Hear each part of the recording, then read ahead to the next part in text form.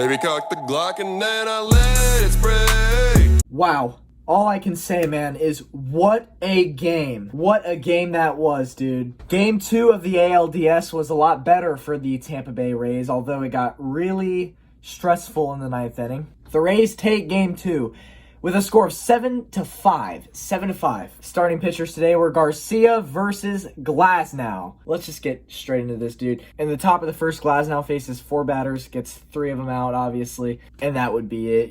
0 runs for the Yankees in the first. Bottom of the first comes out. Austin Meadows back in the lineup, baby. Meadows is back. He's had kind of an off year. He's been underperforming, but he is back. He's been injured a lot. All right, so his first at-bat, he flies out. Brandon Lau comes up, he lines out. Randy Arozarena. Randy motherfucker Arozarena. This fucking guy, Arozarena, is a literal cheat code. Arozarena, he's got to be the hottest batter in baseball right now. How could he not be? And I haven't even said what he did yet. All right, so yesterday's game, game 1 of the ALDS, his first at-bat, he homers. Bottom of the first in game 2, his first at-bat for today, he homers. He's so good.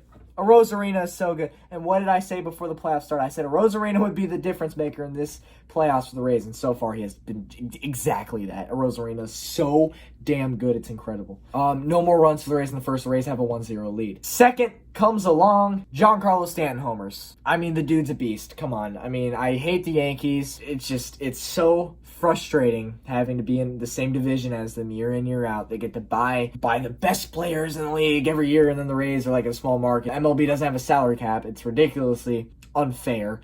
And so it's just a bitch. It's a pain in the ass. And so, Giancarlo Stanton, I hate him because he's a Yankee, but goddamn, dude, give respect where respect is due. He is a fucking baller, all right? So he hits a home run to, wasn't that far. Kind of on the San Diego short porch, but it is what it is. Homer is a homer. It's 1-1, all right? And then Glasnow gets the next 3 batters out. We go to the bottom of the second. Joey Wendell, first batter of the second. He singles. The next 2 batters, Adames and Kiermaier, would get out.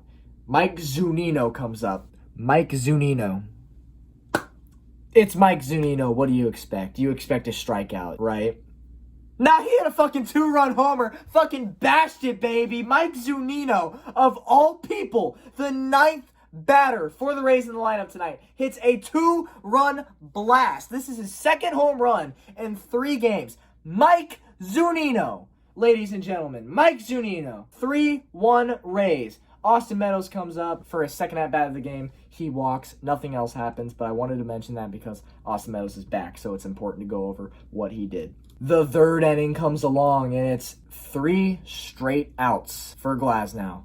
All right, bottom of the 3rd comes along, man. Randy Arozarena comes up. You're expecting a hit, but he actually grounded out. You know what? You can't be mad, though, because he's just a baller. G-Man Choi comes up. He walks. Manuel Margot comes up, and he hits a 2-run blast, baby. It's 5-1 Tampa Bay in just the 3rd inning. Mike Zunino would actually end the inning with a strikeout, but it's okay. I forgive him.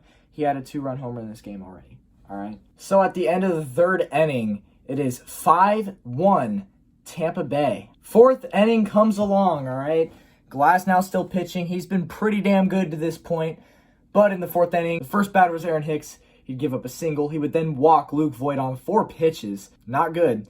And then Giancarlo Stanton comes up. We already talked about him, dude. He's a fucking baller. I mean, this dude's got to be on like fucking steroids or something, dude, because Stanton comes up, Glasnow throws the pitch, and this fucking guy, Stanton, he hits this ball. I mean, he just hits the fucking ball into fucking space. Like, I'm sorry. I'm a Rays fan. I hate that this happened, but give credit where credit. This ball was like, it was more than bashed. It was fucking sent to the goddamn space station, dude. I want to say it was a 458-foot home run to the 2nd deck of Petco Park.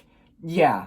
All I'm going to say is, thank God there's no bonus points for distance, because this ball was just obliterated into a black hole. So that's a 3-run homer. The Yankees pull within 1. It's 5-4 Tampa. Thankfully, Glasnow would step it up and he would strike out the next 3 batters. The bottom of the 4th comes along and there would be no action from the Rays. The 5th inning comes along. It's an easy 1-2-3 for Tyler Glasnow as he would get 2 strikeouts and 1 ground out. So then the bottom of the 5th comes along. Joey Wendle walks as the first batter, then he would steal second. Great play by Wendle here. I'm just going to say it. I love Joey Wendle. He is one of the hardest working players I've ever seen on the Rays roster. He just goes up and he fights. The dude's a fighter, and he is honestly one of the most underrated players in all of baseball. He is really good at what he does. Adames would then ground out, and then the Yankees would make a pitching change, put in Adam Ottavino, and then Kiermaier would be the next batter, first batter facing Ottavino, and Kiermaier would single, driving in Joey Wendle, and then Mike Zunino lines out into a double play. But it's okay, Mike. I forgive you. You already hit a home run today, all right, buddy? You good. You good, fam. So it's 6-4 Tampa, and then the 6th inning comes along. Glasnow walks the first guy, and then he's replaced with Diego Castillo. Diego Castillo would then strike out his first 2 batters, being Voit and Stanton, who have been very good for the Yankees as of recently. So Diego got the job done, and then he would draw a line out from Gio Urshela. So just up, 3 down for Diego Castillo.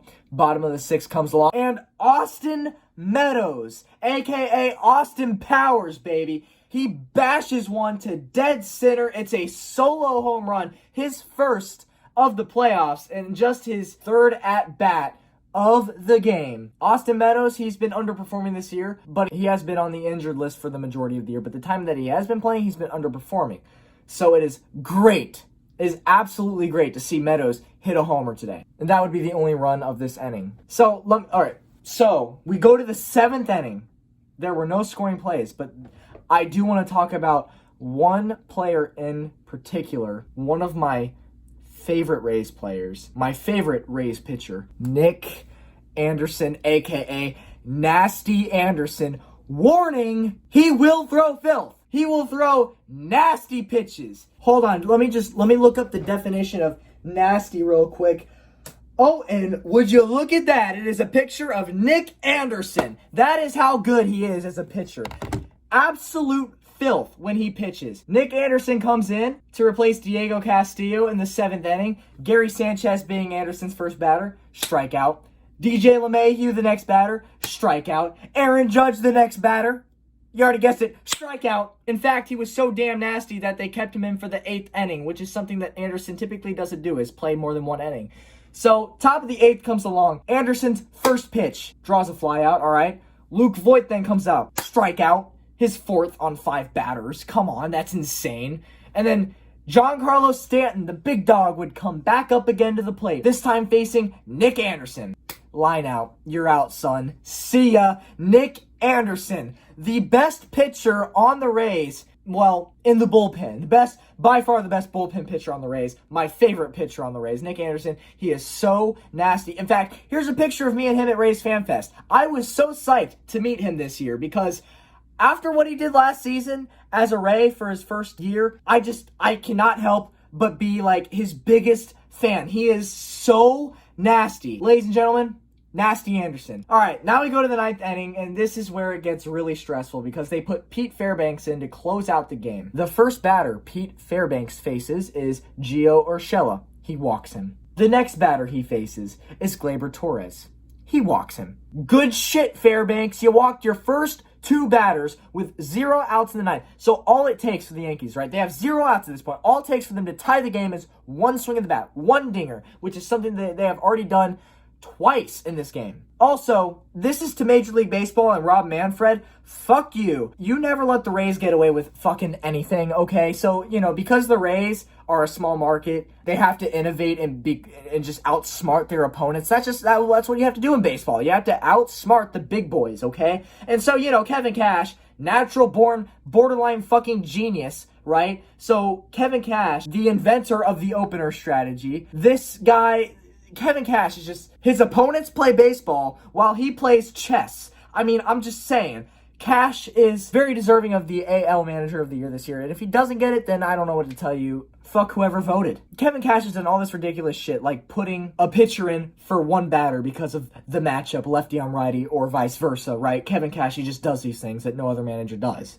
all right? And so the MLB and Rob Manfred, right, they took notice of that in the offseason. They're like, whoa.